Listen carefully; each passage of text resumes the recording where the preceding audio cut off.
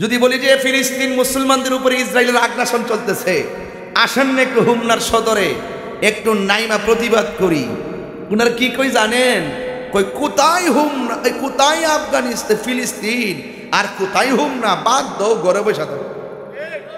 এইগুলো হলো সুবিধাবাদ, এদের দ্বারা কাজ হবে না। বাধা হবে যেখানে, লড়াই হবে সেখানে। আরে হোক না ফিলিস্তিন দূরে, আমি তো বিশ্বাস করি যদি এই হুমনার জমিন থেকে যদি তাহাজ্জুদ নামাজের টাইমে চোখের পানি ফালাইয়া যদি ইসরায়েলের আগ্রাসনের বিরুদ্ধে ফিলিস্তিনের পক্ষে মুসলমানরা যদি চোখের পানি ফেলে আল্লাহর কাছে সাহায্য নিবেদন করে, আশেকের চোখের পানি ইসরায়েলের গুন্ডা বাহিনীর জন্য ক্ষেপণাস্ত্র হয়ে যাবে। তুমি মিসওয়াক বলতাম নি কথাটা।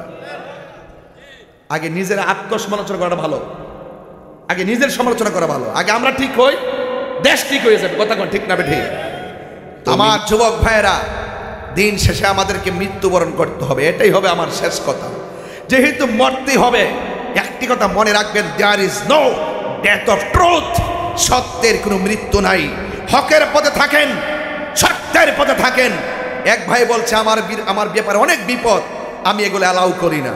আমি যদি হকের পথে থাকি, আর ইমামে হুসাইন রাদিয়াল্লাহু তাআলা আনহু হকের ময়দান থেকে পলায়ন করে নাই, জীবন দিয়েছেন, রক্ত দিয়েছেন। ইসলাম জিন্দা হতা হয় হর কারবালা কে বাদ।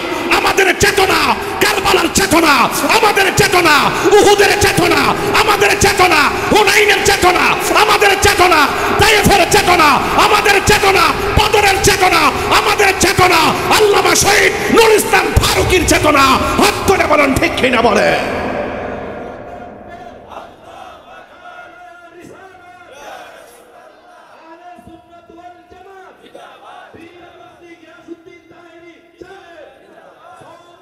Sama